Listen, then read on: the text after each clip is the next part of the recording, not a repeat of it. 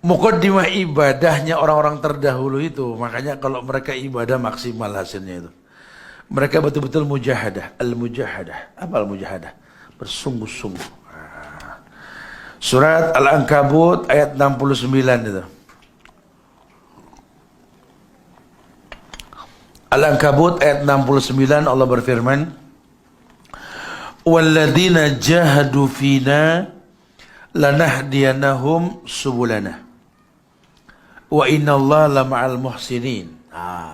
Kalimat ihsan nyambung ke yang kedua tadi, muraqabah ya, ihsan. Walladzina jahadu fina lanahdiyanahum subulana. Jahadu fina ish alladhi huwa na'am. Walladzina jahadu fina, siapa dia? Orang yang bersungguh-sungguh. Walladzina jahadu fina, orang yang bersungguh-sungguh, fina di jalan kami, kata Allah. Lanahdiyannahum, lam taukid, nun taukid, penekanan yang pasti. Lanahdiyannahum, so pasti, sudah pasti, akan aku pastikan, gitu loh. Lanahdiyannahum subulana, jalan kami. Lanahdiyannahum, sudah pasti kami berikan hidayah, gitu. Ya, jadi kalau pengen hidayah dipastikan dalam hidup kamu, tolong jahadu, bersungguh-sungguh. Kalian minta ihdinas siratal mustaqim, minta hidayah itu kan minimal 17 kali, betul? 17 kali ya. Ihdinas siratal mustaqim, talabul hidayah. Ihdinas siratal mustaqim, tunjuki kami jalan yang lurus. 17 kali. Tapi kok enggak lurus-lurus? Ihdinas siratal mustaqim, bid'ah dianggap ibadah. Ihdinas siratal mustaqim, salat 5 waktu tetap konvensional. Ihdinas siratal mustaqim, sama mertua enggak akur. Ihdinas siratal mustaqim, pasang bom bunuh diri, muskilah. Banyak masalah yang berantakan kalau sudah begini. Khawatirnya apa? Islam yang tercoreng. Yang diuntungkan siapa? Syiah dan komunis.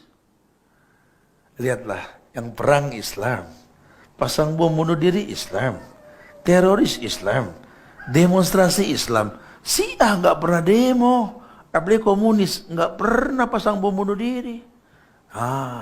Orang bodoh lihat kayak gitu bilang apa? Betul juga tuh.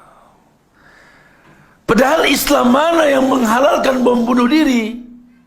Jangankan bom bunuh diri, mengacungkan senjata ke sahabatmu saja haram, dilaknat sama Allah.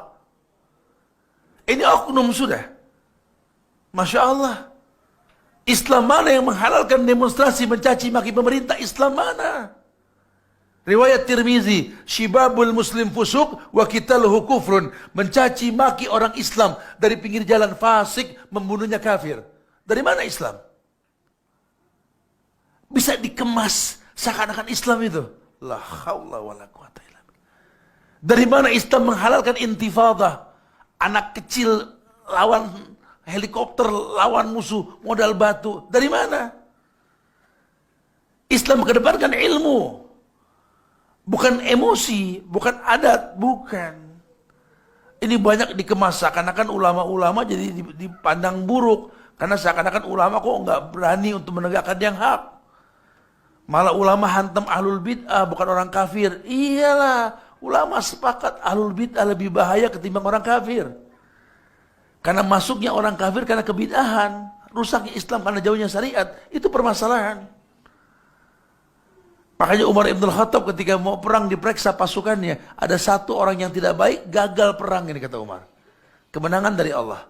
Kalau kau bercampur syariat dengan maksiat, tak mungkin ada kemenangan dalam hidupmu. Lihat Umar. Cikal bakal kesyirikan. Masya Allah. Mau perang melawan Romawi di Palestina. Ketika penaklukan kota Palestina. Yang Umar kerjain apa pertama kali? Dicopot Khalid bin Walid. Dari jenderalnya. Diganti sama siapa? Abu Ubaidah bin Zarrah. Siapa Abu Ubaidah? Pasukan sahabat yang nggak diperhitungkan. Khalid jenderal, Abu Ubaidah cuma prajurit. Dicopot Khalid sama Umar, ganti Abu Ubaidah. Geger dunia. Umar nggak suka sama Khalid ini. Masa jenderal dicopot? Gimana kita menang nanti? Tidak mungkin menang kalau begitu. Kata Umar, hati-hati. Menang kalah urusan Allah. Itu karunia, itu anugerah kemenangan dan kekalahan itu. Kalau kamu baik, Allah menangkan kamu. Kamu tidak baik, Allah kalahkan kamu. Sudah. Masya Allah. Tapi kok Khalid diganti Abu Ubaidah gimana? Aku melihat dalam diri kalian ada kesyirikan. Allah yang mengatakan wa ma liz-zalimina min ansar. Bagaimana kalian bisa ditolong sama Allah kalau masih ada kesyirikan di antara kalian? Kami berbuat syirik apa wahai Umar? Kalian berkata, di mana ada Khalid bin Walid, di situ ada kemenangan syirik. Abu Ubaidah maju. Menang betul. Kata Umar. Lihat, yang kasih menang Allah bukan Abu Ubaidah. Nabi pertontonkan, Nabi itu punya baju besi yang dipakai buat perang. Itu kalau baju besinya sekarang ada, waduh, heboh bawanya itu. Pakai pengawal lewang jenggot saja dikawal katanya. Apalagi baju besinya Rasul ini. Tahu gak? Ketika Nabi mau meninggal, baju besinya digadaikan ke siapa? Yahudi. Itu kalau kejadiannya 2019 rame itu. Ya Allah, kalah dah kita.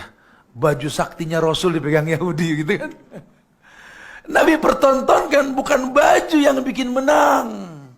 Allah yang bikin menang. Kam min fi'atin qalilatin ghalabat fi'atan katsira biiznillah. Ini yang jangan dilupakan. Berapa banyak kelompok kecil mengalahkan kelompok besar izin Allah. Ini berhasil sekarang, Yahudi Nasrani berhasil sekarang. Nabi memang sudah kabarkan Islam ini goroba nanti. Jadi minoritas, betul, asing, betul. Sekarang terjadi. Sehingga dakwah sunnah ini ditakutin di mana-mana. Dibilang dakwah radikal, dakwah keras, dakwah ekstrim. Allahu Akbar. Dari mana radikalnya? Dari mana ekstrimnya? Lalu yang kita sampaikan qala Allah wa qala Rasul. Ternyata dipandang ekstrim dan keras karena kita yang gak pintar dakwah. Kita gak ajarkan dulu sama orang-orang ini tentang Allah, tentang Nabi Muhammad, tentang Islam, tentang usul salasah. Kita gak ajarkan. Kita cuma sampaikan hukum yang mereka nggak tahu. Hukum yang kita sampaikan ini firman Allah kah, sabda Rasul kah, atau asar para sahabat. Itu jadi masalah. Makanya teknik dakwah yang indah ini betul-betul dibuat supaya orang mujahadah di yang ketiga ini bersungguh-sungguh, maka diberikan alasan. Walladzina jahadu fina lanahdiyanahum subulana. Orang yang bersungguh-sungguh fina maka akan diberikan hidayah. Masya Allah. Taib. Kemudian iman sebagai landasan mujahadah. Karena Allah kalau sudah bicara perintah, pasti bicaranya iman. Ada beberapa bukti dalam Quran, salah satunya di Al-Imran ayat 200. Al-Imran ayat 200. Ayat tentang sabar. Ya, karena kan kita isti'anah dengan sabar dan salat. Wasta'inu bis sabri wassalah. Ayat itu mengatakan ya ayyuhalladzina amanu isbiru wasabiru warabitu wattaqullaha la'allakum tuflihun. Tuflihun adanya di mana? Azan. Hayya 'alas shalah, hayya 'alal falah, la'allakum tuflihun. Mari kita salat, mari kita sukses. Itu kalau yang hubud dunia berat denger ajan lagi kerja, Allahu Akbar Allah, ya Allah udah johor gitu loh. Salatu khairum minan naum, ya Allah udah subuh lagi ya.